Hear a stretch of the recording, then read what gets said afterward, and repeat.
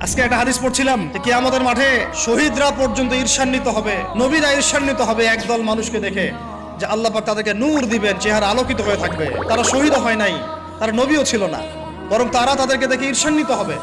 আল্লাহ পাক বলবেন, এরা আমার সেই সব বান্দা যারা একে অপরকে মহব্বত করতো শুধু আমার সন্তুষ্টির জন্য। হাদিসে নবীজি বলছেন, আল মারউ মা'a মান আহাব, যে যাকে ভালোবাসবে। অন্য হাদিসে আসছে যে কম যার সাদৃশ্য অনুসরণ করবে তার সাথেই তার হাসর হবে। তাহলে আপনারা তার সাথে হাসরের প্রিপারেশন নিতে থাকেন। কার সাথে হাসর করতে চান চিন্তা করা যায়। আনাস রাদিয়াল্লাহু আনহু বলতেন যে আমি আল্লাহর নবীকে ভালোবাসি, আমি আবু বকরকে ভালোবাসি, আমি ওমরকে ভালোবাসি রাদিয়াল্লাহু আনহুম আজমাইন।